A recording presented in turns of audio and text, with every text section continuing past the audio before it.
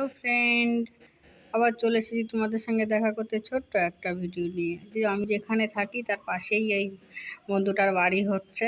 তো সে মক্কায় রুটি বানিয়েছিল, তো আমাকে বললো ভাবিজি একটু খাও তো, দেখো তো কেমন লাগে। ভাবি ভাবি বলে আমাকে।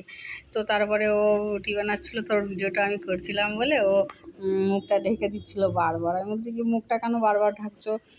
বলছে আমি দেখো তো আমার কি অবস্থা, আমি রুটি বানাচ্ছি, তুমি আমার এর মধ্যে আমার ভিডিও বানাচ্ছ। হ্যাঁ, আমাকে দেখতে কি খারাপ লাগছে? আমি যখন মেকআপ করে থাকবো, একটু ভালোভাবে সেজে গুজে থাকবো, তখন আমার ভিডিও বানাবে, তখন আমি দেখবে কেমন পোজ দিই। তো তারপরে কি হলো, রুটিও রেডি হয়ে গেল, ওদের সবজি নিয়ে রুটির উপরে তো খেতে খেতে আসছিলাম। এর মধ্যে দেখি বরমশাই এটা নিয়ে রেডি হয়ে রয়েছে।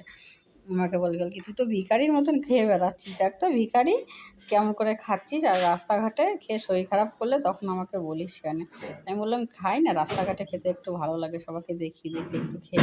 বল কি খা খা, যখন পেট খারাপ হবে তখন আমাকে বলবি। রুটির উপরেই সবজিটা নিয়ে চলে এসেছিলাম, সেও টমেটো বানিয়েছিল, আর সেটা দিয়ে আমি আর খাচ্ছিলাম। আর আমাকে বরকে বলছিলাম তুমি খাবে?